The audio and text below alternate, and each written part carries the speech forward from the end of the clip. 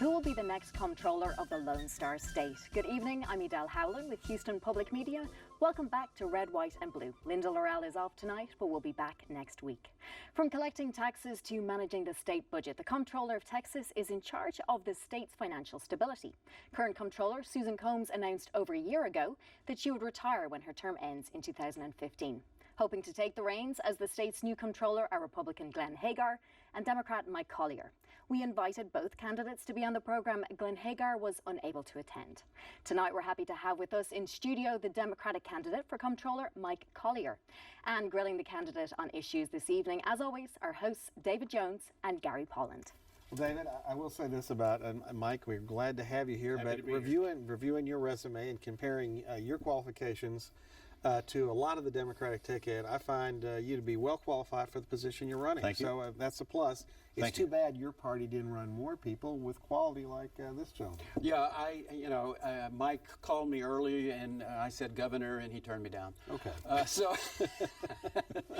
Yep. You said famously in one interview that Ms. Combs, who had this job and decided not to seek it again, grossly misestimated revenue projections to the point where you were outraged, as I understand it, and made it part of your... Maybe a slow boil, maybe not outrage at first. I'm very happy to sort of share with you the timeline. How can someone make an error of that consequence in well, that first, size? let me, if I may, just sort of describe, sort of how I read in the newspaper what really brought me to this point, and because it'll answer your question along the way. The comptroller plays a very important part in our budgeting because the comptroller guides the legislature in terms of how much money do we have, and then by constitutional law, the legislature has to stay within that framework. It's a fabulous method to prevent, the legislature from spending too much money.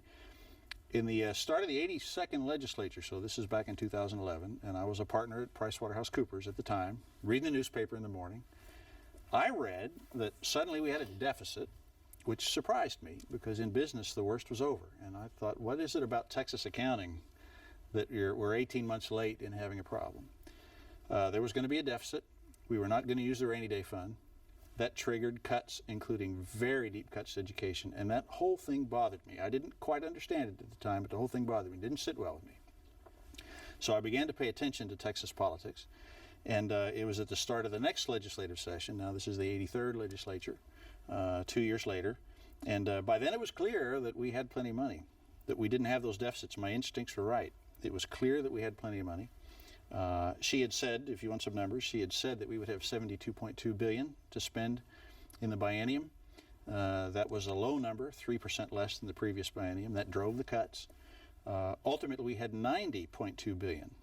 So $72.2 billion was the estimate. $90.2 billion was the actual, which is a staggering miss. No, that's not the total budget. That's the state contribution to the budget. State contribution, state part over a 2-year period. So you take that number, divide by 2. Yeah, but maybe she was erring on the caution of being conservative because she didn't want to put the state in a position where we spend too much. And it's also true that when they discovered they had all that money, they went back and start spending more money. All right, so let's take both of those.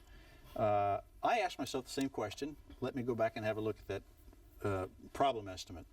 And have you ever seen the biennial revenue estimate? It's big like a phone book.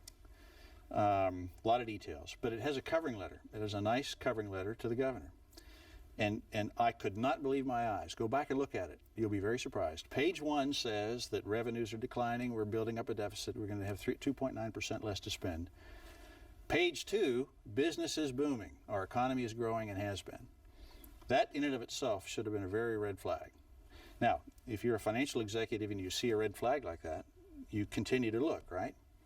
So I did that. And if you look at the revenues that are flowing into the Treasury and do a standard analysis that we do in business, which is to take a quarter, look at the previous year quarter and trend it out, you'll see, and I saw, that we had 3 good quarters behind us.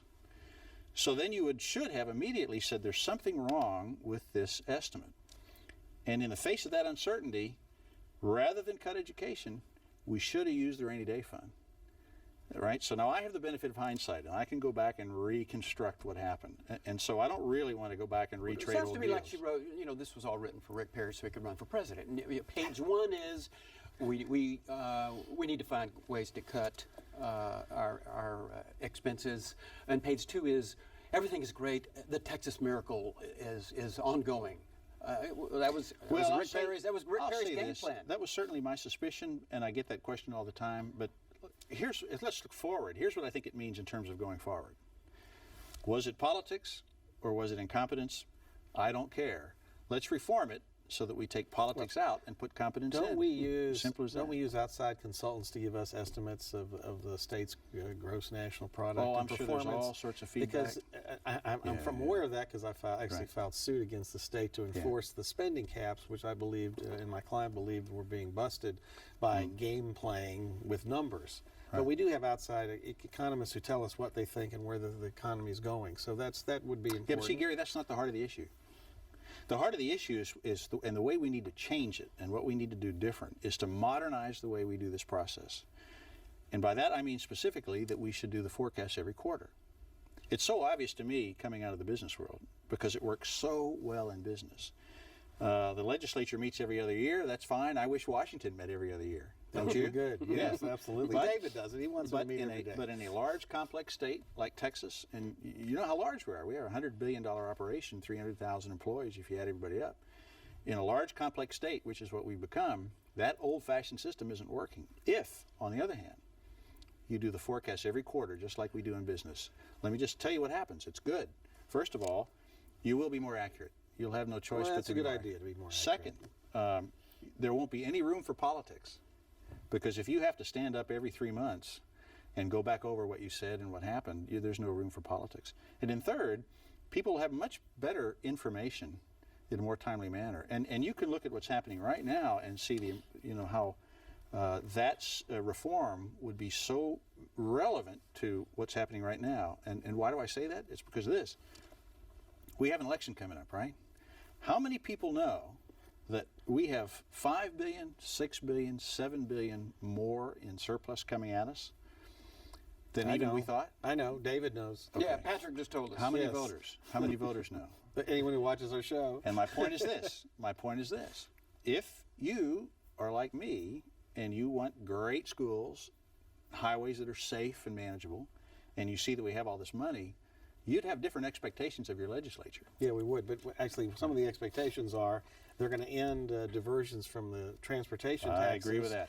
But to replace that, they're going to have to go into some of this new revenue coming in to fund DPS, agree with that as education, well. et cetera. And Patrick wants to raise sales taxes, penny or two. No, he wants to do a trade out so we can significantly lower property Hopefully taxes. we'll talk about that when we have time. But so. actually, I want to step back and ask Please. you've told us what motivated you to start looking at this and getting involved, but you've had a lifetime in business, Right. in the private sector. Why would you want to get involved in the crazy world of politics and run for a statewide office in one of the most difficult states to run in?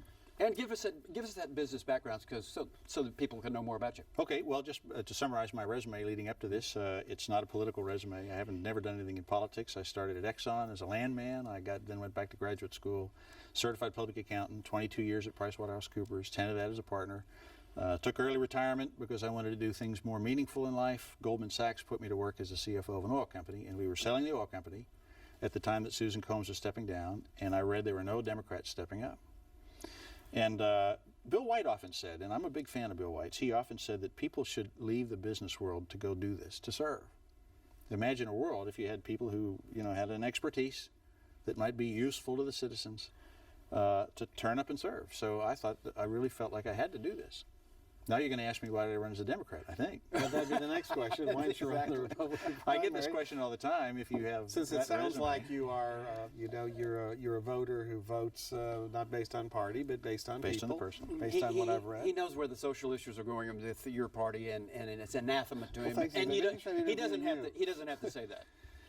No, I think we need competition in our political arena, and we don't, and we haven't, and it's distressing. And we could sit here all day and talk about what form that it takes. If we get into talking about the enterprise funds and the major events and all of the waste and so on and so forth, even the cuts in education, I think, are a result of not having the right level of competition. All right, but you have a Republican opponent, Glenn Hagar, who's a state senator. He's been involved in private sector business also. Right.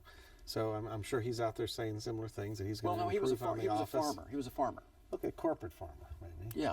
Well, I think we haven't quite established, because he hasn't said all that much about it, we haven't quite established what level of expertise he has. I don't think he has any expertise. I don't mean to be unkind, but he hasn't studied accounting or finance, hasn't acted in an accounting or finance role. And those of us that are looking for any evidence that he brings expertise to the party, he's just not sharing that with us. Do you have any endorsements that you have that normally go Republican and in this race that he didn't get? Well, I have all the newspapers who've had a point of view thus far. So, okay, but how many editorial boards did he show up at? We were together in Dallas. Okay. Yeah. I was alone in the others, although he may have or may not have gone to the others. I don't know. There are plenty of other business organizations that endorse in these races, and you've got a spectacular business background. Are they more Republican, or are they more respectful of? Well, we've had a lot of great conversations, but it's the business community, in my opinion, and I'm new to politics, but I have the sense that they're not quite ready to officially endorse a Democrat, however enthusiastic they might be. All right, let's talk about property taxes, because one of the things on your platform is making property taxes fair for all taxpayers. The present system is unfair to almost all taxpayers. So what do we do? Well, the property tax system hasn't been tended to. Any tax system is complex. They evolve, the nature of the tax base evolves, and we haven't kept up with and we just haven't tended to it, and so we need to tend to it. The reason I think the Republicans haven't tended to it is because they'd rather see it go away. Now, I don't like paying property taxes either, but that's a terrible idea, and we can discuss that. If you got rid of the property tax, it would affect so many things, including you'd have to raise the sales tax, triple the sales tax, it would lose local control, it'd have to create some sort of internal revenue service for Texas. We could talk about each of those. But to your question, because they lack interest in this property tax, might like to see it go away, they aren't tending to it. I, in contrast, believe that it's essential. It's a tax system that's very important and valuable to us, so we need to tend to it. And the controller can do some direct things. For example, working through the Property Tax Assistance Division.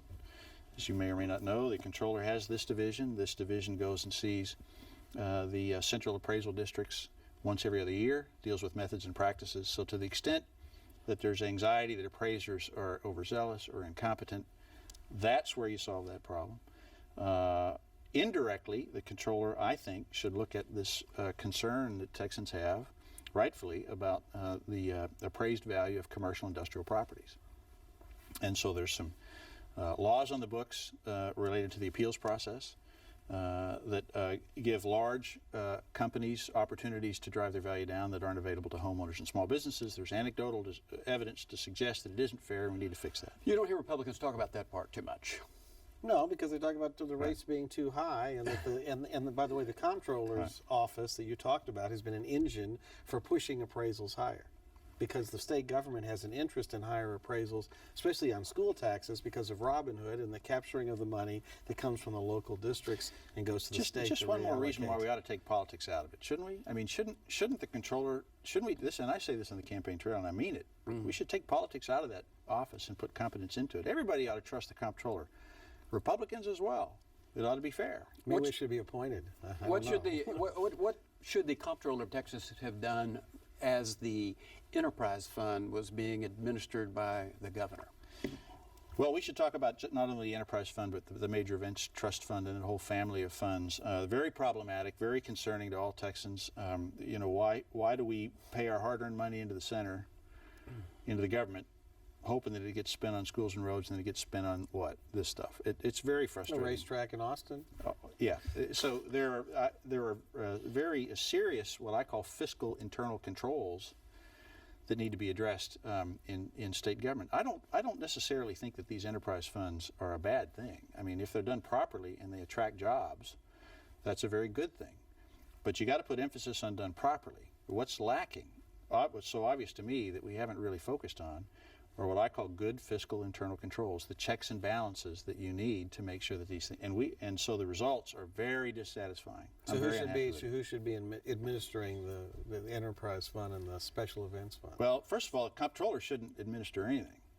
And that's one of the big problems. The Major Events Trust Fund is run by the comptroller. The comptroller is also the watchdog. Now, when you think about it, if you're the deal maker and the watchdog, you ain't got a watchdog, right? So first order of business is to take that thing out of the comptroller's office. I disagree with my opponent on this. He wants to keep managing it, and he hadn't told us why. I think maybe it's good for campaigning, maybe it's good to become governor one day, but it's a bad idea. Get rid of it. That's the first order of business. Second order of business, I think, not just the Major Events Trust, but anything in the comptroller's office that's shouldn't be there, because the constitutional mandate of the controller is control, right? So get rid of the Major Events Trust, get rid of purchasing and procurement, get rid of endangered species, reassign that someplace else in government. Let the controller focus on just control. And then, and this is the key, when a check is presented to the comptroller for payment, that document better be there. The T's better be crossed, the I's better be dotted. If an application is necessary, show me the application. One of the things that's lacking in the comptroller's office is that grumpy accountant who says, I'm not signing that check until I'm sure everything is right. Now, we could say, well, maybe it's politics. CPRIT, right? For example, cancer research. Attorney General and the comptroller just stopped going to the meetings because the money was potentially being doled out to Friends of Rick. That's absolutely unacceptable. As controller, and I've already been on record with respect to Formula One, anything else, I don't care whether it's a box of paper clips for $5 or whether it's $25 million to Formula One, those documents better be in order or I'm not signing the check, and that's what's been missing. You mentioned all of the important projects that the state should have, and using rainy day money if it's necessary to improve public education and build new roads and rehab bridges and the like. Some would say that we shouldn't be dependent upon the rainy day fund in order to fund these necessities, and that the public good has to be estimated, and then we have to find the revenue that matches the public good. Now, you said that we've roughly 90 billion on a biennial, right? $90 billion. That was then. It's over higher 2 than that years. now. That's 45 billion a year. Right. Okay? Even Alabama brings in more as a percentage of its state product than does Texas. So David that's believes that's 4%. That's 4%, Mike. David's 4 to 5% is that's what we bring in as a Well, percentage. no, that's a great point. Yeah, but That's there's no question there. That's a hugely important point. Let me address it. It's but what this. David's asking you is, don't you think we're undertaxed in Texas? No, That's the absolutely real not. question. No. And I'll tell you why. Here's the deal. If you look at the tax burden on individuals, consumers, homeowners, we're one of the lowest tax states in the country. I think that you only have to find 4 states who are lower taxed than we are. That's fabulous. I like that. I wouldn't change a thing. When you look at the tax burden on companies, we're about the middle of the pack. So I don't, so I don't have any desire to raise taxes. Where are we on that? Well, let me come back to that. You're adding a bunch of issues to this, David. With David respect. likes to do that. My point is this: we are a very low tax state, but with the oil and gas boom, which is very unique to us and only a couple of other states, we're also a very prosperous state. And if you look at the revenues that are coming in, we're very fortunate. We have tremendous revenues coming in from the oil and gas business. So it isn't a matter of raising taxes, in my opinion. How long is it It's gonna a last? matter of allocating. I'll come back to that. Okay. It's a matter of allocating these revenues wisely. And when I think about allocating them wisely, I think we have to have the courage to invest in education. We have to have the courage to invest in transportation and in water infrastructure. Otherwise, we'll be very unhappy with the state of play in 4 years or 8 years and not raise taxes. And we talked about revenue forecasting at the outset. If we were doing this every quarter like a business, then we would be sitting here saying, look, we've got a lot more money, and so perhaps we can do more here and do more there and do more here and do more there. So And that's also my grow the point of rainy view. day fund for when the miracle Now let's talk about the rainy ends. day fund. I hate calling it the rainy day fund because it's really the economic stabilization fund, and it was a stroke of brilliance when it was designed in 1987. And it's this: the revenues coming into the state are largely related to the oil and gas business, which is a very dynamic business. You got good years and you got bad years, whereas our investment needs are very stable. You want stable investment, schools, roads, and so forth. So the economic stabilization fund is a shock absorber. It's fabulous. And even though the shale industry is very different than the old conventional industry, it will last a long, long time. It still will be subject to good years and bad years for reasons we can talk about.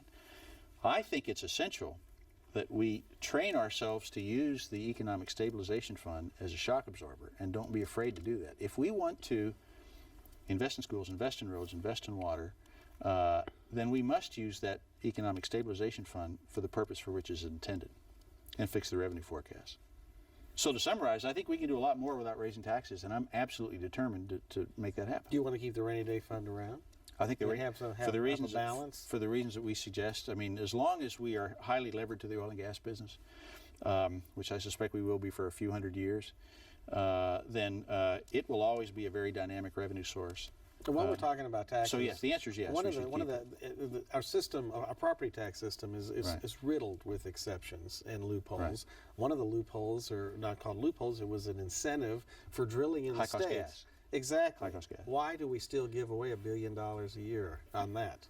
Well, Good question. I'm going to surprise you by answering it as follows. I come out of the oil business, and I know how hard it is to go find that stuff. I know how hard it is to make money. If you're good, you can make a lot of money, but I also know how hard it is to go find that stuff. So I'm not in any great hurry to go in and cut taxes here or increases there or really adjust those exemptions. In theory, they were there for a reason that made sense. It's not the controller's job, I don't think, to go back and second guess all of the reasons why we got to this spot in terms of exemptions and deductions. If we got rid of that tax break tomorrow, would that have any impact on the shale boom of Texas? I don't know. Because I haven't studied it. I don't know. Okay. Well, Fair so answer. if you're leaving things as is, Mike, then you run up against Standard & Poor's, which says that our income inequality that they see is leading us to the point where this expansion that we're in right now is going to start collapsing, because they didn't even fund enrollment growth in the last budget for education. I mean, so we need revenue. I would say this, I'm, as an accountant, I don't wander into territory where I'm not qualified to comment on. So income inequality is not an area of expertise. But I do have a point of view, which is this. Getting education right has got to be the first order of business in terms of income inequality. And we are not, in Texas, getting education right. Well, we're doing better than California. And we're doing similar to New York, and they're spending about twice as much. So maybe we need to take a step back in education instead of the typical answer, let's just throw money at it and hope that it all works out. Yeah. You come up with ideas. I hate the idea of throwing money. In business, you don't throw money at anything. Yes, but we do that in government. Let me finish, David. So maybe we need to be looking at ideas like opportunity scholarships, true competition among schools, encouraging the best and brightest to go into teaching in the critical areas like math and science. Yeah, well, I would say this. I mean, again, I don't fashion myself to be an education expert. I'm allowed to have a point of view, and my point of view is based on the numbers. That won't surprise you. 95% of the 5 million kids that are coming at us are coming through the public school system. So if there are alternatives, fabulous, show me. But until you show me what the alternatives are, we have to optimize the public school system, because that's where 97% of the kids are coming from. Do we throw more money at it to fix it magically? I think if we don't make management changes and throw money at it, that's not the right answer. But I'd like to see us do it the way we do it in business. In government, you always do things in the reverse order. You throw money at it, and then you design the program to fit the budget. So we do need reform. Why don't we design a public school system that works, and then have the courage to fund it? Now, I'm not dodging the issue. I'm not afraid to say that I don't think that we're putting enough money in the classrooms. And you're also not afraid to say that what we're buying isn't giving us the bang for the buck. I'd like for us to do better. I think a way I look at it is this: as prosperous as we are as a state, and as confident as we are in our own management prowess, we ought to have the best schools in the country. And I'm waiting for the leadership to emerge so that we can say that. How about two years of tuition paid for by the state for anyone who's admitted to a community college? What do we guarantee? Why do we guarantee that? Why don't we get them out of high school? I think that's already been proposed. Yet we can't do that as long as we're having plumbers and paying the same tax rates as partners at major law firms, same property tax rate as major partners in energy firms. There is fairness. There is fairness. It's at stake here. Well, let me say this: I'm all for fairness. David wants a graduated property tax. I'm all for fairness, and so you sort of look at our taxing systems, and then you ask yourself, is there anything in the taxing systems that's grossly unfair? that really ought to be something that folks work on. As comptroller, the one thing that I see that's grossly unfair, and it's something that's specific to what the state does, is to get the appraisals right on homeowners, small businesses, commercial industrial properties. Yeah, well, homeowners are carrying the load, I can promise And you so, that. so exactly. And so my point of view is, and again, the comptroller shouldn't have a dog in the fight. The comptrollers, and the other side is proposing that we do all sorts of things with the property tax, which I think is pandering, and I don't agree Well, at we all. could raise the homestead exemption, that would be a plus. State's job is to make sure that the appraisals are done fair so that everybody gets a fair shake. After that, local jurisdictions decide what tax to apply to run their operations. Well, Mike, time is up. You're certainly Already? an outstanding I guy. hope a to lot see of you on fun. the air in the Yeah. last 2 weeks of October. Well, he's on the air. He's on the air. He'll be on the I want air. to see. I want to when see the show more of runs. Mike Collier. Thank you so much. Thank you. Real pleasure. And remember, you can catch Red, White and Blue every Friday at 7:30 p.m. right here on TV8, and again Saturdays at 6:30 p.m. We also invite you to visit us online and send us your comments. We want to hear what you're saying about the issues that affect Houston. You can submit your comments at houstonpublicmedia.org or on Facebook, and don't forget to like us. Thanks so much for watching. See you again next week. Good night.